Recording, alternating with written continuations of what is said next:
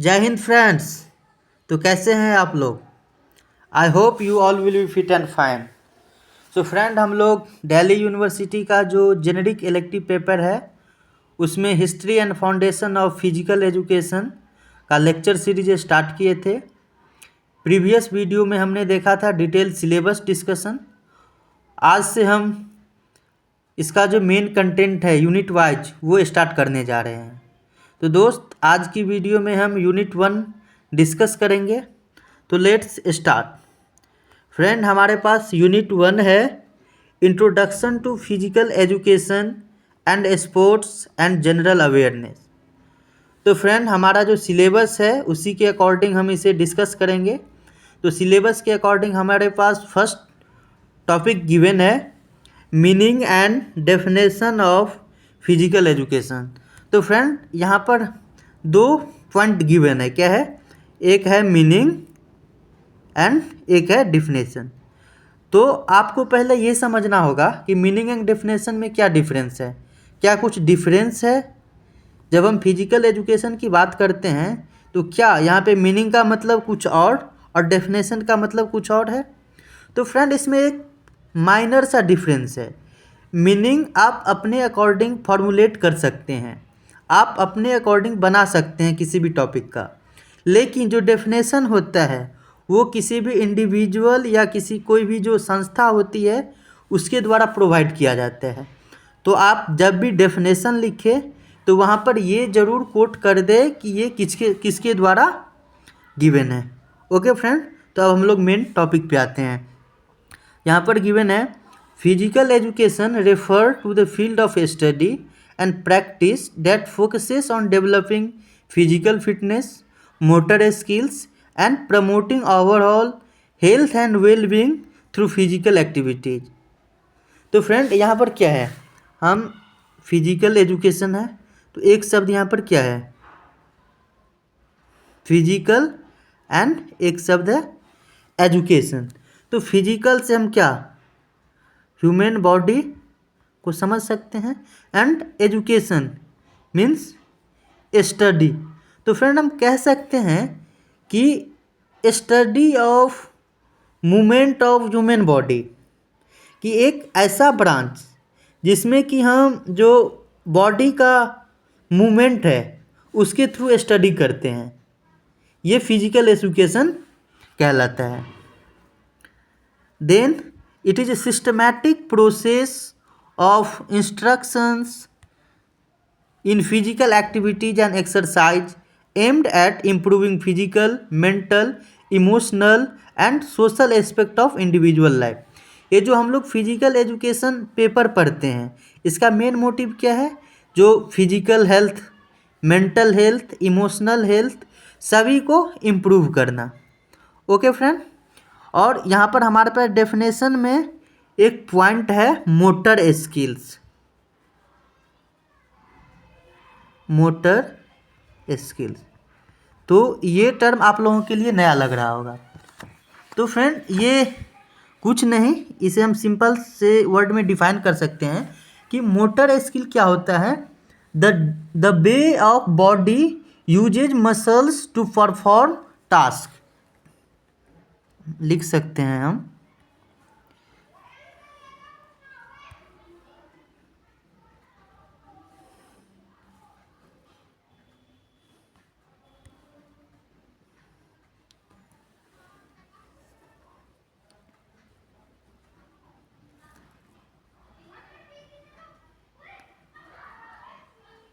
यहाँ पर हम मोटर स्किल्स की बात कर रहे हैं।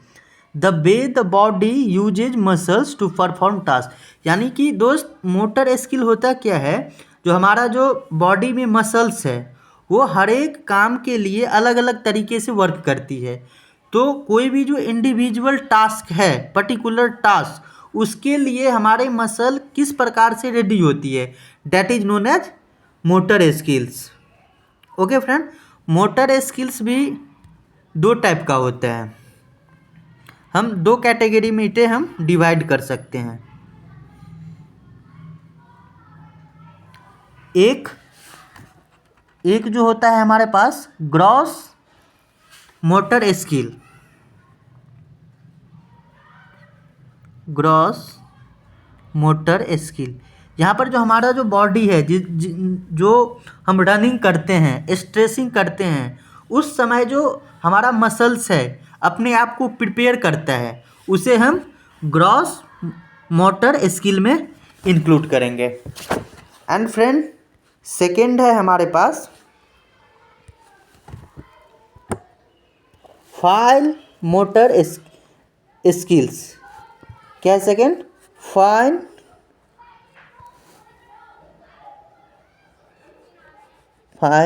Motor skill. फ्रेंड, हम जो जब भी हमारा जो मूवमेंट हो फिंगर से रिलेटेड हो,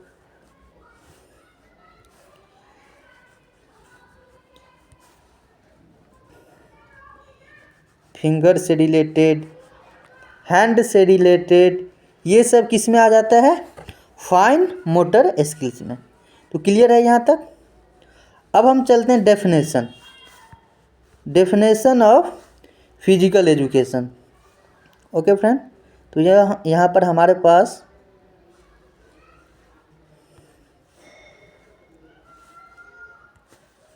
डेफिनेशन हम लोग देख सकते हैं कि physical education is the education of the body through physical activities to promote physical fitness, skill development and the enhancement of overall wellbeing. Definition में भी दो सेम ही है। जो हमारा जो फिजिकल एजुकेशन है वो जो स्टडी करता है ह्यूमन बॉडी का, जिससे कि physical fitness, skill development and overall development of individual maintain रहे। यहाँ पर दो डेफिनेशन गिवन है, एक according to A.H. Hastley and एक डेफिनेशन गिवन है national association for sport and physical education. दोस्त, national association for sport and physical education क्या कहती है? Physical education is a sequential program of curricula and instruction that helps individuals develop physical, mental and emotional health as well as positive behaviors that are essential to leading a healthy and active lifestyle। देखिए friend, यहाँ पर जो NASPE है, national association for sport and physical education, ये भी definition दिया है। और जब आप इसके बारे में पढ़ेंगे तो इसका भी मीनिंग सेम है। जो फिजिकल एजुकेशन के थ्रू हम लोग जो कोई भी इंडिविजुअल है उसका जो ओवरऑल डेवलपमेंट है, वो फिजिकल डेवलपमेंट हो या मेंटल डेवलपमेंट हो या इमोशनल हेल्थ हो, सभी एक प्रॉपर मैनर में वर्क करे। ओके फ्रेंड, तो आई होप कि मीनिंग एंड डेफिनेशन आप लोगों को क्लियर होगा। क्लियर? अब हम लोग सेकेंड टॉपिक देखते हैं। सेकेंड टॉपिक क्या है? Aim and objective of physical education.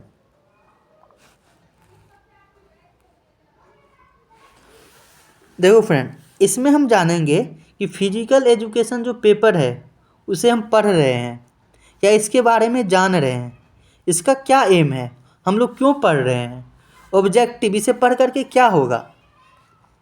Okay friend, तो फर्स्ट हम लोग देखेंगे aim of physical education. The primary aim of physical education is to promote physical, mental and social wellbeing by encouraging regular participation in physical activities. It helps develop physical fitness, cognitive abilities and life skills contributing to an individual's overall health। देखिए friend, ये जो हमारा physical education का paper है, इसे हम अगर theory के रूप में पढ़ ले तो इससे हम एक एग्ज़ाम में अच्छा स्कोर कर सकते हैं, लेकिन इसका जो एम है, मेन एम, उसे हम फुलफ़िल नहीं कर पाएंगे। फिजिकल एजुकेशन का मेन एम है जो हमारा जो फिजिकल एक्टिविटीज़ है, जैसे कि स्पोर्ट प्ले करना, running and different kind of physical education, उसमें हम रेगुलर पार्टिसिपेट करें। ये नहीं कि आज कर लिया, आज सर ने पढ़ाया क्लास में तो ठीक है चलो आज बढ़िया से फिजिकल एक्टिविटीज़ करते हैं, आज 2-4 घंटा खेलते हैं लेकिन फिर कल से छोड़ दिए, तो ये फिजिकल एजुकेशन का एम को फुलफिल नहीं करेगा। ओके फ्रेंड, क्लियर है। और आपको भी ये ध्यान में रखना चाहिए कि जो फिजिकल एक्टिविटीज़ करने से हम लोग ही physically, mentally and socially fit रहेंगे। ओके फ्रेंड, क्लियर है। अब है ऑब्जेक्टिव ऑफ फिजिकल एजुकेशन। तो हमारे पास different various objectives of physical education given है, इसे हम पॉइंट वाइज डिस्कस करेंगे। फर्स्ट है फिजिकल फिटनेस। फिजिकल फिटनेस में हम इंक्लूड करेंगे जो फिजिकल एजुकेशन है या जो फिजिकल एक्टिविटीज़ है उसे परफॉर्म करने से हम फिजिकली फिट रहते हैं। इसका मतलब क्या हुआ, जो बॉडी जो है उसकी स्ट्रेंथ अच्छी रहेगी, फ्लेक्सिबिलिटी, कार्डियोवास्कुलर हेल्थ, यानी कि यहाँ पे देखिए, ये फ्लेक्सिबल का मतलब है जो बॉडी का जो मूवमेंट होगा, मूवमेंट ऑफ बॉडी, ये अच्छा रहेगा। और यहाँ पे एक वर्ड है कार्डियोवास्कुलर हेल्थ, यहाँ की जो हार्ट जो है, ह्यूमन बॉडी की हार्ट, आजकल आप देखते होंगे कि हार्ट से रिलेटेड जो प्रॉब्लम्स है वो अधिकतर देखा गया है। तो फिजिकल एक्टिविटीज़ करने से इसके मामले में भी हम लोग फिट रह सकते हैं। ओके फ्रेंड, सेकेंड है हमारे पास skill development. To improve motor skills such as coordination, balance, agility and strength, यानी कि जो यहाँ पर मोटर स्किल्स है जैसे कि कोऑर्डिनेशन हो गया, बैलेंस, यानी बैलेंस यहाँ पे रेफ़र करता है कि अगर हम कोई भी वर्क करते हैं, मान लीजिए मोर देन वर्क को हम परफॉर्म कर रहे हैं, तो कोई व्यक्ति है जो कि फिजिकल एक्टिविटीज़ में पार्टिसिपेट कर रहा है, कोई एक अदर पर्सन है जो कि फिजिकल एक्टिविटीज़ में पार्टिसिपेट नहीं करता है, तो बैलेंसिंग पावर जो होगा वो किसका अच्छा होगा, जो फिजिकल एक्टिविटीज़ करता है या जो फिजिकल एक्टिविटीज़ नहीं करता है।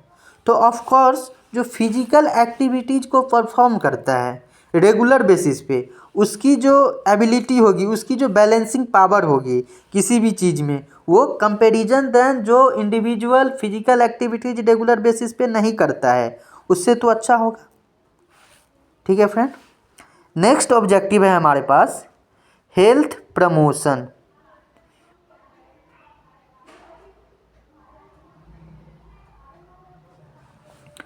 Health promotion to help individuals maintain and promote good physical health through regular physical activity. ये तो फ्रेंड है ही, जैसे कि आजकल आप ये भी देखते होंगे कि फिटनेस बढ़ रहा है। अगर हम लोग रेगुलर बेसिस पे एक्सरसाइज करें, 15-20 मिनट भी अपने आप के लिए निकालें, तो हम जो अभी आजकल हॉस्पिटल का चक्कर काट रहे हैं इसे रिड्यूस कर सकते हैं। इसे तो जीरो पर नहीं ला सकते, लेकिन हम लोग इसे रिड्यूस ज़रूर कर सकते हैं। ओके, जो हेल्थ प्रॉब्लम जो फेस किया जा रहा है उसे हम लोग रिड्यूस कर सकते हैं। नेक्स्ट है मेंटल एंड इमोशनल वेलबींग।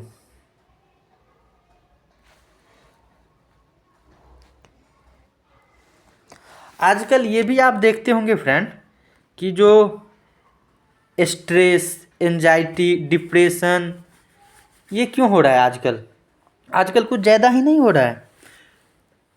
इसका रीज़न भी जानिए। अभी सब अपने आप में बिजी रहते हैं, किन्हीं को फिजिकल एक्टिविटीज़ करने का टाइम नहीं मिलता है। ठीक है, तो होता क्या है, जैसे कि आप लोग स्टूडेंट हैं, तो जगह कॉलेज गए, क्लास अटेंड किए, घर आए, पीजी में या हॉस्टल में खाना मिला, खा गए, सो गए, रात भर मूवी देखा, अपना जो बॉडी है फिजिकल एक्टिविटीज़ उसे नहीं किए। अगर अपने आप को आप 10 से 15 मिनट ही रोज़ देने लगे, रनिंग करें, ठीक है, तो जो हमारा मेंटल स्किल है या मेंटल हेल्थ है उसे हम अच्छे रख सकते हैं। इससे एंजाइटी भी दूर होगा, स्ट्रेस से भी हम लोग दूर हो सकते हैं एंड डिप्रेशन, इस सब को भी रिड्यूस कर सकते हैं। नेक्स्ट पॉइंट है सोशल एंड टीम वर्क। देखिए फ्रेंड, यहाँ पर जब हम फिजिकल एक्टिविटीज़ की बात करते हैं और यहाँ पर अगर हम कोई भी स्पोर्ट खेलने की बात करें, ठीक है, स्पोर्ट्स, स्पोर्ट खेलने के लिए आप लोगों को सिर्फ अकेले नहीं खेल सकते। अकेले आप सिर्फ ऑनलाइन गेम खेल सकते हो। मान लो आपको फुटबॉल ही खेलना है, फुटबॉल, तो फुटबॉल खेलने के लिए आपके अलावा भी आपको ज़रूरत होगी पर्सन की। तो अगर आप स्पोर्ट रेगुलर बेसिस पे खेलते हो तो आपका जो सोशल इंटरेक्शन है, सोसाइटी से जो लगाव है, वो भी अच्छा रहेगा। Cooperation, communication through group activity. देखिए आजकल मैं कॉलेज में देखता हूँ कि कुछ जब भी प्रेजेंटेशन देने जाते हैं तो उनकी आवाज़ ही नहीं निकलती है। इसका रीज़न क्या है? अकेले रहा, फ़ोन में पढ़ाई किया, फ़ोन चलाया, जो आउटर कम्युनिकेशन जो है, सोसाइटी से जो बातचीत है, वो नहीं कर पाता है। तो वही जो क्लास में जब 50-60 बच्चे रहते हैं, उनके सामने स्टेज पे बुला लिया जाता है तो उनके मुंह से आवाज़ ही नहीं निकलती है। तो इसे भी हम दूर कर सकते हैं। ओके फ्रेंड, नेक्स्ट है lifelong physical activities habits. ये जो है to instil the importance of maintaining active healthy lifestyle throughout the life. अगर हम चाहते हैं कि जो हमारा लाइफ साइकिल है उसे इंक्रीज करे कुछ ईयर्स का, तो अगर फिजिकल एक्टिव हैं, हम गेम खेल रहे हैं, रेगुलर बेसिस पे एक्सरसाइज कर रहे हैं, तो जो टाइम पीरियड होगा वो भी इंक्रीज होगा। नेक्स्ट है कैरेक्टर बिल्डिंग। देखिए फ्रेंड, ये मोस्ट इम्पोर्टेंट थिंग है यहाँ पे, ठीक है, जो फिजिकल एक्टिविटीज के थ्रू कैरेक्टर बिल्डिंग भी होती है। देखो अगर कोई प्लेयर है, मैं एग्जांपल से इसे समझाता हूँ। कोई प्लेयर है, वो अपना डिसिप्लिन, रिस्पॉन्सिबिलिटी मेंटेन रखता है। अगर सुबह कोई रनिंग करने 4 बजे जाना है तो 3:55 पर वो जग जाता है कि नहीं, 4 बजे मुझे रनिंग के लिए जाना है। उसे जो वर्क करना है वो अपने टाइम पे कंप्लीट करता है। तो इससे क्या डिसिप्लिन अच्छी होती है। अब देखते हैं हम लीडरशिप एंड रिस्पॉन्सिबिलिटी कैसे इम्प्रूव होता है फिजिकल एजुकेशन से। अब देखो, आप गेम जब खेलते हैं टीम स्पोर्ट्स, अब आगे हम बात करेंगे टाइप्स ऑफ स्पोर्ट में। जब टीम स्पोर्ट खेलते हैं तो इसमें एक कैप्टन होता है और इनके अलावा प्लेयर्स होते हैं। अपने हर खेल के अनुसार ये डिसाइड किया जाता है कि किस स्पोर्ट्स में कितने प्लेयर प्ले करेंगे। ओके फ्रेंड, तो यहाँ पर जो कैप्टन है उसे सब कुछ देखना पड़ता है। टीम का मैनेजमेंट, किस प्लेयर को कब किस चीज़ के लिए कहना है, कब किस टास्क को किस प्लेयर द्वारा परफॉर्म कराना है। तो इससे जो है आपकी लीडरशिप क्वालिटी ये भी इम्प्रूव होगी। ओके फ्रेंड, क्लियर है ये 2 पॉइंट तक। अब हम लोग देखते हैं third topic of first unit, that is physical education as an art and science।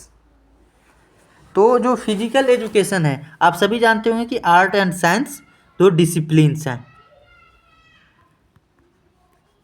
Discipline, एक है आर्ट्स एंड सेकंड है साइंस।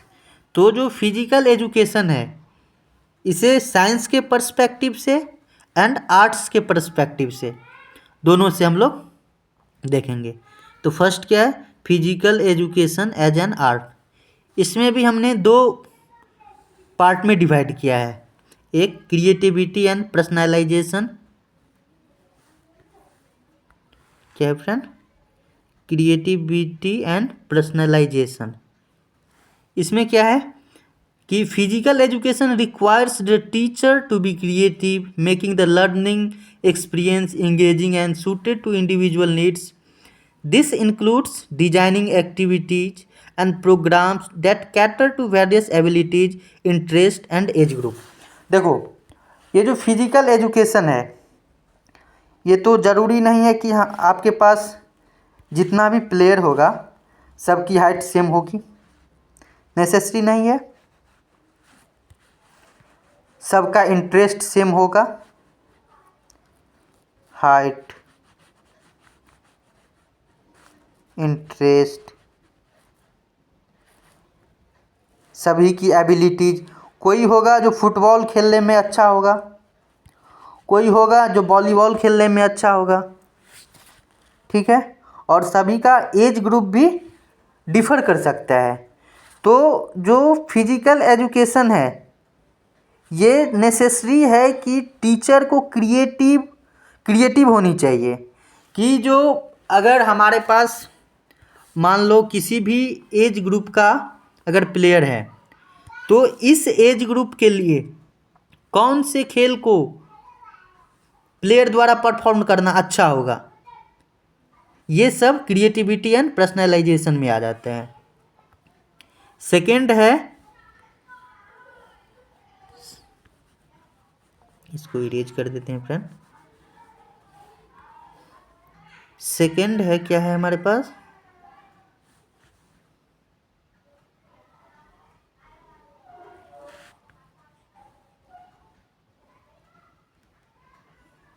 सेकेंड है intuition and adaptability. It requires skill in managing diverse groups, motivating participants and adjusting activities to suit different context such as injury, fitness levels और group dynamics. Friend ये क्या कहता है, इसको समझने का प्रयास कीजिए कि जो फिजिकल एजुकेशन है उसे अगर हम आर्ट्स की पर्सपेक्टिव से देखें तो ये जो डाइवर्स ग्रुप्स है या कोई आदमी प्ले खेल रहा है तो उसमें जो प्लेयर है उसे मोटिवेट करने के लिए अलग अलग कॉन्टेक्स्ट में अलग अलग लेवल्स पे किस प्रकार से हम इसे कहें, तो ये भी एक फिजिकल एजुकेशन का ही पार्ट है। नेक्स्ट हम लोग देखते हैं physical education as a science.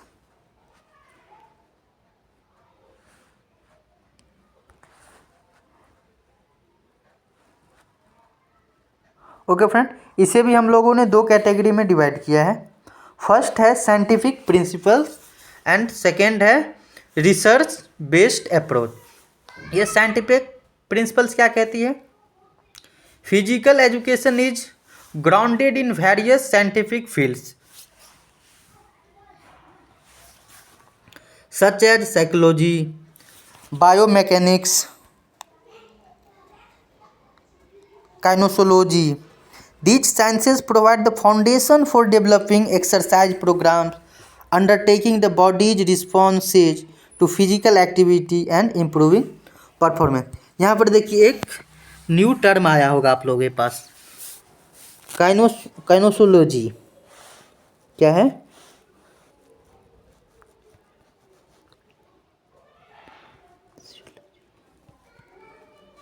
Friend इसका मतलब होता क्या है, आइए समझते हैं। काइनेसियोलॉजी है, इसका मतलब होता है study of movement of the through the physical activity, यानी कि ये साइंस की एक ब्रांच है। ओके फ्रेंड, इसे हम as a branch of science देख सकते हैं जिसमें कि स्टडी किया जाता है through body movement, study through body movement, यानी कि काइनेसियोलॉजी जो है वो एक साइंस का ब्रांच है जिसमें कि study of human through physical activities और थ्रू बॉडी मूवमेंट किया जाता है। तो ये साइंटिफिक रिसर्च पर भी आधारित है। साइंटिफिक रिसर्च कहती है कि फिजिकल एजुकेशन जो है वो एक साइकोलॉजिक बेसिस पे या काइनेसियोलॉजी बेसिस पे एक साइंटिफिक प्रूवन है कि इसे परफॉर्म करने से जो एक इंडिविजुअल होती है वो हर फील्ड में एक अच्छा परफॉर्मेंसर बन सकता है। ओके फ्रेंड, क्लियर है यहाँ तक? अब है रिसर्च बेस्ड अप्रोच। ये क्या कहती है? The methods of teaching physical activities, preventing injuries and improving performance are based on scientific research and evidence, ensuring that physical education is effective and beneficial for participant। Friend, अगर हम बात करें तो बहुत पहले होता क्या था, जो फिजिकल एजुकेशन जो है वो हमारे सिलेबस में नहीं था। इस पर एक डीपली रिसर्च किया गया और उसके बाद ये देखा गया कि जो इंडिविजुअल फिजिकल एक्टिविटीज़ करते हैं रेगुलर बेसिस पे, उसकी जो परफॉर्मेंस पावर है किसी भी फील्ड में, और एक ऐसे व्यक्ति जो फिजिकल एक्टिविटीज़ नहीं परफॉर्मेंस करते हैं उसकी किसी फील्ड में परफॉर्मेंस है, वो दोनों में डिफरेंस आ रहा था। और जो फिजिकल एक्टिविटीज़ को परफॉर्मेंस करते हैं उनकी जो स्किल्स थी, उनकी जो परफॉर्मेंस थी वो कहीं ना कहीं बेटर आ रही थी। तो इस वही कहता है कि रिसर्च बेस्ड अप्रोच भी यही कहता है कि जो फिजिकल एक्टिविटीज़ है ये वेल बीइंग के लिए, ओवरऑल डेवलपमेंट ऑफ ह्यूमन के लिए ये अच्छा माना जाता है। ओके फ्रेंड, क्लियर है यहाँ तक? अब हम लोग अपना देखते हैं नेक्स्ट टॉपिक क्या है हमारे पास।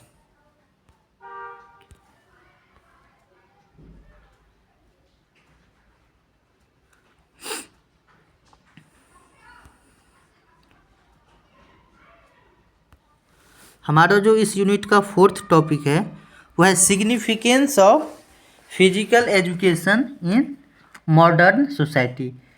जो आजकल का जो मॉडर्न सोसाइटी है वहाँ पर फिजिकल एजुकेशन का क्या महत्व है।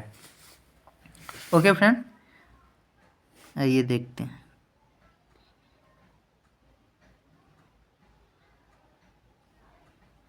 तो फर्स्ट पॉइंट है health and wellness. In an era of sedentary lifestyles, physical education plays a crucial role in promoting physical fitness and preventing chronic diseases like obesity, cardiovascular diseases and diabetes। यहाँ पर friend दो तीन new word आया है। एक क्या आया है? एक है obesity,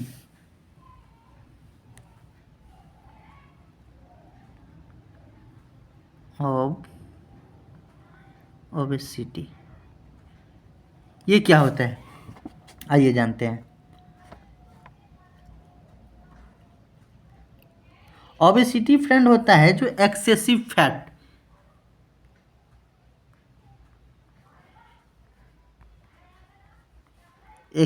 फैट, जो आजकल आप ये भी देख रहे होंगे कि लोग धीरे धीरे मोटापे के शिकार हो रहे हैं, तो आजकल ये भी बढ़ रही है।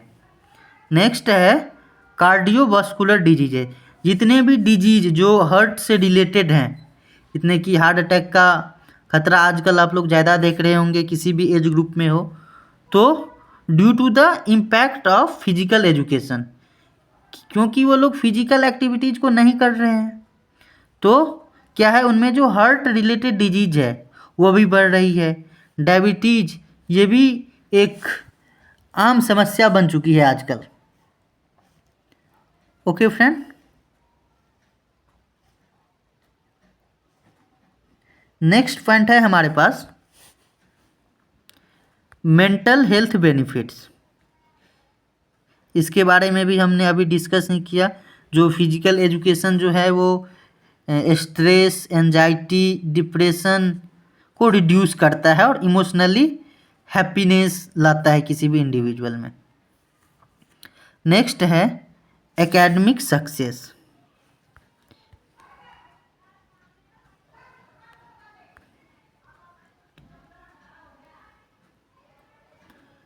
Physical activity has a positive impact on cognitive functions, enhancing concentration, memory and academic performance. यानी कि आप ये भी देखते होंगे कि जो व्यक्ति फिजिकल एक्टिविटीज़ में रेगुलर है, रनिंग करते हैं या एक्सरसाइज करते हैं रेगुलर बेसिस पे, उसकी जो कंसंट्रेशन एंड मेमोरी पावर होती है वो भी अच्छी होती है। इससे होता क्या है, जो एकेडमिक लेवल हम लोग जो एजुकेशन लेते हैं उसमें भी उसका परफॉर्मेंस कहीं ना कहीं अच्छा रहता है, जिससे कि उन्हें एकेडमिक सक्सेस मिलती है। नेक्स्ट है सोशल इंटीग्रेशन। सोशल इंटीग्रेशन को भी हम लोग ने डिस्कस नहीं किया अभी। जो जो कोई भी स्पोर्ट्स है वो हम अकेले नहीं खेल सकते, उनके लिए हमें इंडिविजुअल मोर देन हमारे अलावा किसी और की ज़रूरत होगी। तो हम सोसाइटी की ओर मूव करेंगे। जब हम सोसाइटी की ओर मूव करेंगे तो सोसाइटी के साथ हमारा इंटरेक्शन होगा, जिससे कि हम सोसाइटी के प्रति जो हमारा लगाव है, जो आवश्यकताएं हैं, वो भी अच्छी होगी। टीम वर्क, यानी कि जो स्पोर्ट में हम अकेले तो हम जो चाहें वो कर नहीं सकते, कैप्टन्स होते हैं, तो उनके अकॉर्डिंग हम अपने टीम में जो variety of ability of individual होते हैं, तो सबकी एबिलिटी अलग अलग होती है। तो कौन किस काम के लिए सही है, उसके लिए टीम वर्क, उसके बाद लीडरशिप, जैसे कि प्रीवियस हमने कैप्टन का एग्जांपल लिया था। ओके फ्रेंड, यहाँ तक क्लियर है। नेक्स्ट पॉइंट है कैरेक्टर बिल्डिंग। इसके बारे में भी अभी डिस्कस किया हमने प्रीवियस कि ये थ्रू डिसिप्लिन मेंटेन रखता है, परजिवरेंस, लीडरशिप स्किल को मेंटेन रखते हैं। फ्रेंड, ये मोस्ट इम्पोर्टेंट थिंग है, कॉम्बेटिंग मॉडर्न चैलेंजेस। इसको देखिए, ये क्या कहता है, with increasing digital device usage and inactivity, physical education encourages people to disconnect from screens and engage in physical activities that promotes a balanced life cycle। देखिए friend, आजकल हम मॉडर्न सोसाइटी की बात करें तो इसमें है क्या, हर के पास स्मार्टफोन है, सभी डिजिटल स्क्रीन में लगे रहते हैं। आप भी, हम भी, और सभी जो जितने भी इंडिविजुअल हैं, वो जो डिजिटल डिवाइस से वो हटना ही नहीं चाहते हैं। लेकिन ये क्या है, ये हेल्थ के लिए भी अच्छा नहीं है, नॉट गुड फॉर हेल्थ।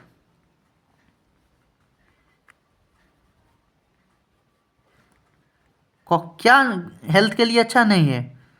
ये जो हमेशा हम डिजिटल डिवाइस से जुड़े रहते हैं, हमारे सामने स्क्रीन चलती रहती है, ये हेल्थ के लिए अच्छा नहीं है।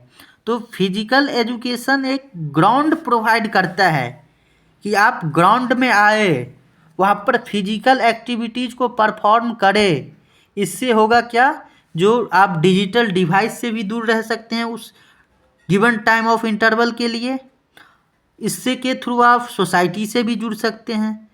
इससे क्या होगा, जो आप अपना जो आपका लाइफ साइकिल है उसे बैलेंस रख पाएंगे। ओके फ्रेंड, क्लियर है? यहाँ तक क्लियर है? अगर आप लोगों को कुछ डाउट होगा तो आप लोग कमेंट सेक्शन में डाउट को लिख सकते हैं। हम ट्राई करेंगे कि नेक्स्ट वीडियो में, नेक्स्ट लेक्चर में उसे आंसर किया जाए। ओके फ्रेंड, अब इस यूनिट का जो लास्ट टॉपिक है, meaning and definition of sports and types of sports, उस पर मूव कर सकते हैं। ओके फ्रेंड, उस पर मूव करते हैं। अगर किन्हीं को कन्फ्यूजन है यहाँ तक तो बताइए। No confusion? ओके।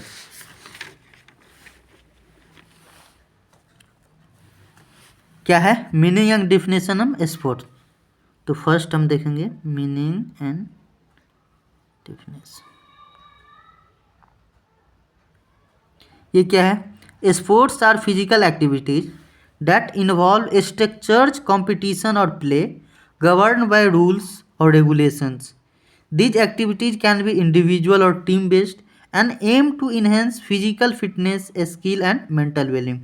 देखो फ्रेंड, स्पोर्ट्स आप सभी लोग खेलते हो, हम भी खेलते हैं, तो स्पोर्ट्स होता क्या है, जो एक कोई भी प्ले एक स्ट्रक्चर्ड मैनर में, जो कि कुछ rules, set of rules and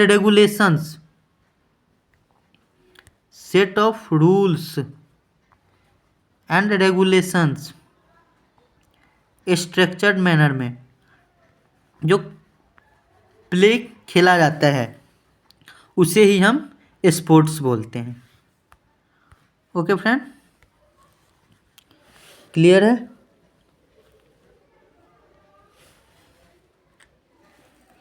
अब हम देखते हैं डेफिनेशन ऑफ स्पोर्ट्स।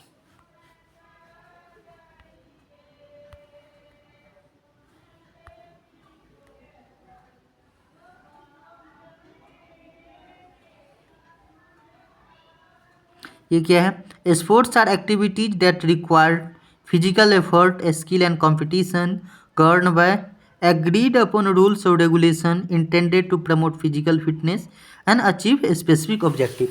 देखो फ्रेंड, ये भी डेफिनेशन भी वही कहती है कि स्पोर्ट्स जो है हमारा, वो हमारा एक फिजिकल एफर्ट्स है, जो क्या होता है, एक set of rules and regulation से खेला जाता है। और ये सेट ऑफ रूल्स और रेगुलेशन हम कोई भी इंडिविजुअल के लिए नहीं होता है।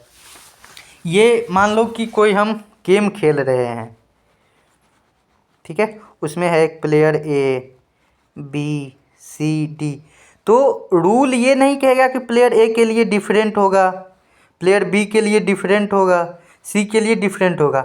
एक ही रूल होगी जो कि सभी प्लेयर पे लागू होगा, और ये सभी प्लेयर उस set of rules and regulation को मानेंगे। ओके फ्रेंड, ठीक है। अब हम देखते हैं टाइप्स ऑफ गेम।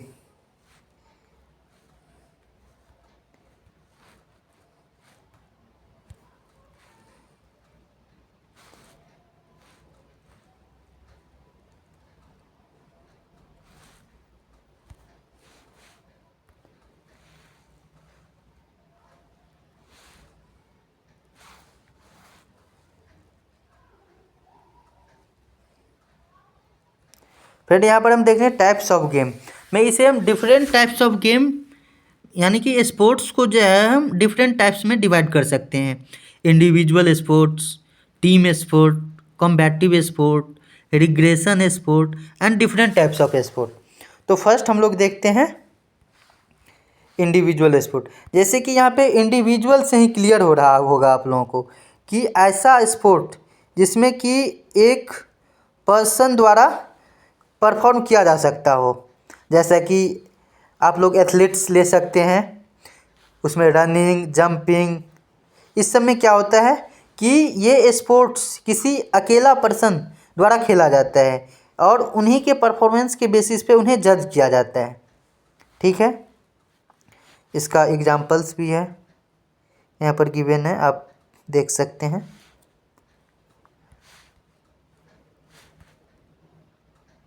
सेकेंड है हमारे पास टीम स्पोर्ट्स। टीम स्पोर्ट क्या है? Team sports involve organize groups of individual working together to achieve a common goal. Success in this sport depends on team work, strategy and cooperation. देखिए friend, individual sport क्या होता था, कोई एक person है, कोई एक इंडिविजुअल है, वही हर चीज़ को परफॉर्म करेगा उस गेम में, और उसका जो आउटकम मिलेगा वो एक ही इंडिविजुअल पे डिपेंड करेगा। लेकिन टीम स्पोर्ट में ऐसा कुछ नहीं है। टीम स्पोर्ट्स में ग्रुप ऑफ पर्सन, आप बोल सकते हैं ग्रुप ऑफ पर्सन और सेट ऑफ पर्सन आप बोल सकते हैं, उनके द्वारा परफॉर्म किया जाएगा और एक कॉमन गोल के लिए, ठीक है। कॉमन गोल, ये कॉमन गोल यहाँ पर इम्पोर्टेंट है। मान लो एक कोई क्रिकेट का एग्जांपल हम ले लेते हैं, 11 प्लेयर होता है, ठीक है।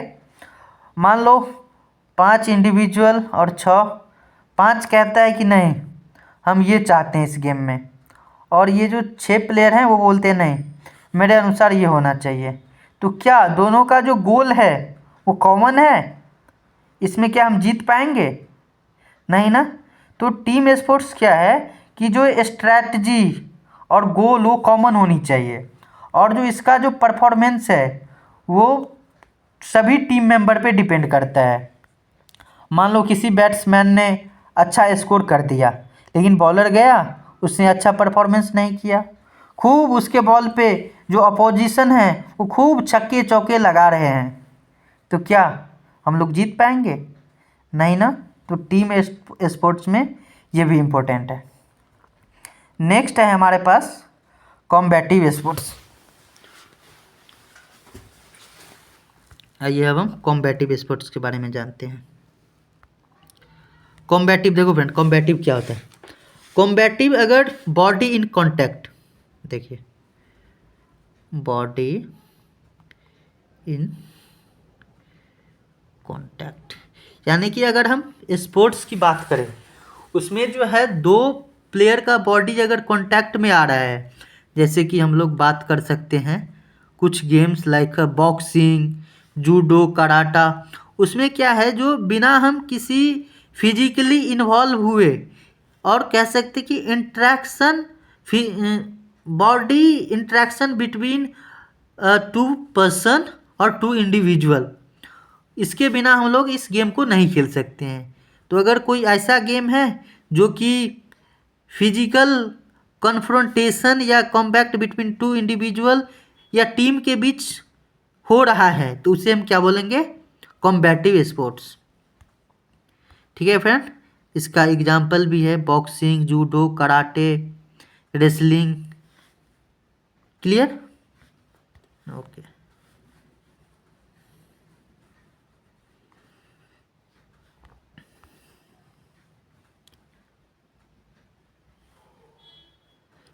नेक्स्ट है हमारे पास recreational sports. Okay friend, recreational sports, अब देखेंगे ये क्या होता है। ये फ्रेंड है these are sports primarily pursued for enjoyment, relaxation and leisure rather than competition. देखो फ्रेंड, रिक्रिएशनल स्पोर्ट हम बोल सकते हैं कि ट्रेडिशनल स्पोर्ट्स जो हमारे हैं ये सिर्फ इंजॉयमेंट के लिए खेला जाता है, कोई कंपटीशन के लिए नहीं। ठीक है, यहाँ पर एक वर्ड है लेजर रैदर देन, क्या है? LEISURE। इसका मतलब फ्रेंड होता है कि फ्री टाइम, जब भी हमारे पास फ्री टाइम है, नो वर्किंग आवर, जब भी हम फ्री हैं तो इन्जॉयमेंट के लिए अगर हम कोई गेम खेलते हैं, जैसे कि हम लोग कार्ड्स खेले होंगे ना, कार्ड्स गेम, तो क्या उसका कोई मेन मोटिव होता है? मोटिव लेकर के खेलते थे हम लोग? नहीं ना, सिर्फ इन्जॉयमेंट के लिए। तो ये सब क्या हो गया हमारा? Recreational games. Okay friend,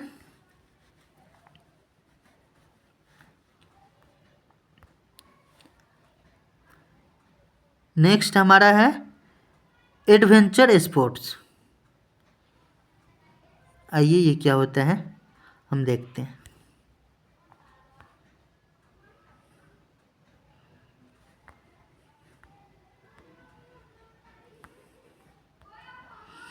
Adventure sports involve high level of risk and excitement, often taking place in natural और extreme environment। यानी कि एक ऐसा स्पोर्ट जिसमें कि रिस्क हो और एक्साइटमेंट हो। आप लोगों ने एक एड्स देखा होगा ना, माउंटेन ड्यू डर के आगे जीत है, तो ये भी कुछ उसी टाइप का है कि जैसे कि आपका हो गया रॉक क्लाइंबिंग या पैराग्लाइडिंग, स्क्यूबा डाइविंग, ये सब जिसमें कि रिस्क होता है, ये हमारे एडवेंचर स्पोर्ट्स के कैटेगरी में आ जाता है। यहाँ पर रॉक क्लाइंबिंग का मतलब क्या है समझिए। हमारा जो रॉक क्लाइंबिंग, इसका मतलब है sports of climbing rocks and mountains with ropes.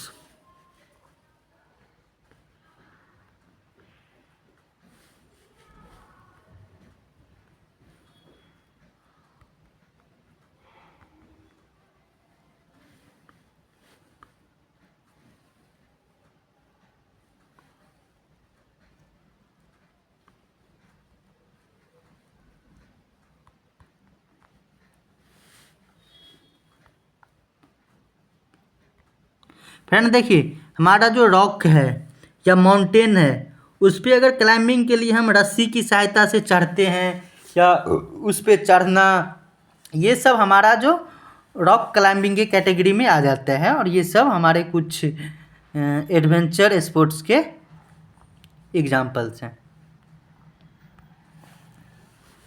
Clear है यहाँ तक? नेक्स्ट है हमारे पास डिसेबिलिटी स्पोर्ट्स।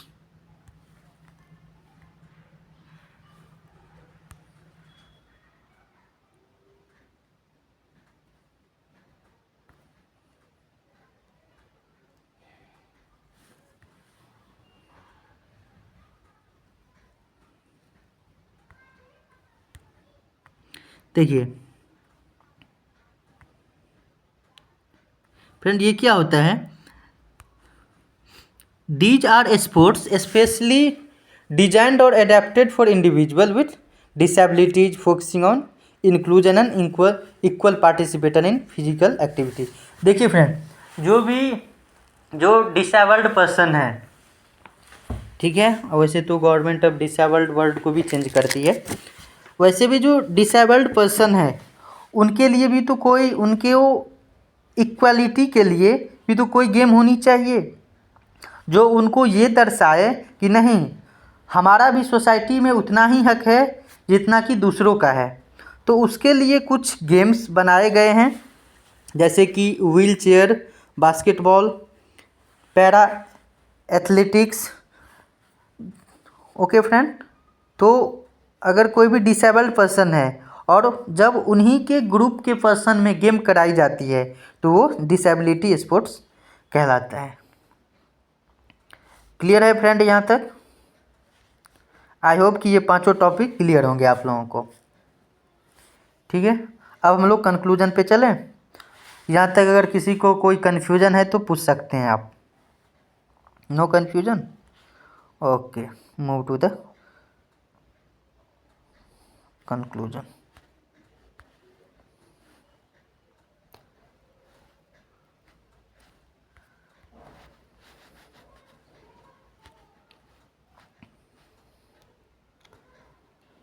फिर हम लोग कंक्लूजन देख सकते हैं कि physical education is an essential part of human development aiming to improve not only physical fitness but also mental, emotional and social wellbeing. देखिए फ्रेंड, ये भी यही कहता है कि फिजिकल एजुकेशन है वो ह्यूमन डेवलपमेंट के लिए एक इसेंशियल पार्ट ऑफ लाइफ है। Without physical education we can not assume a good life. Okay friend, aiming to improve not only physical fitness but also mental, emotional and social well-being। जो physical education जो है या जो physical activities है उसे perform करने से हम सिर्फ फिजिकली लेवल पे फिट नहीं रहते बल्कि mental, emotional and social level पे भी फिट रहते हैं। और ऐसे भी कहा जाता है कि ह्यूमन्स आर सोशल एनिमल। मान लो कोई इंडिविजुअल है और वो सोसाइटी के लेवल पे फिट नहीं है तो क्या ये अच्छा होगा? नहीं ना। ओके, नेक्स्ट है, in modern society its significance is highlighted by its role in promoting a healthy lifestyle, reducing the risk of chronic diseases, improving academic performance and fostering important life skills। The diversity of sports, ranging from individual and team activity to combat and Recreational sports offers individuals a wide array of opportunities to engage in physical activity suited to their interest and abilities, contributing to a well-rounded and healthy life. Friend, हम conclusion में देख सकते हैं कि जो overall development of human being है उसके लिए फिजिकल एजुकेशन एक पाइवट रोल प्ले करती है।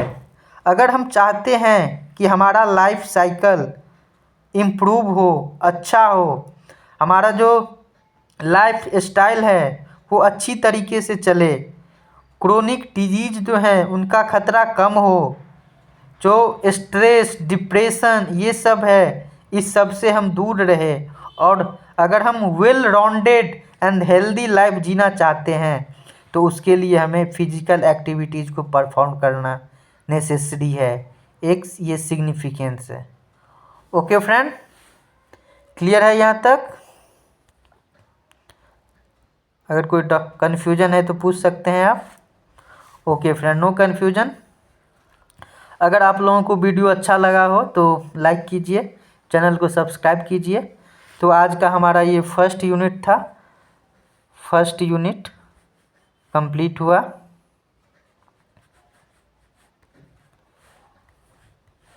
अब हम नेक्स्ट वीडियो में नेक्स्ट यूनिट लेकर के आएंगे, unit 2। Okay friend, next lecture में यहाँ पे जो है यूनिट 1 वो हम लोगों ने आज कंप्लीट किया। अगर इससे रिलेटेड आप लोगों की कुछ क्वेरी होगी तो आप लोग कमेंट बॉक्स में ज़रूर दे सकते हैं। मैं ट्राई करूँगा कि नेक्स्ट लेक्चर में इसे रिजॉल्व किया जाए।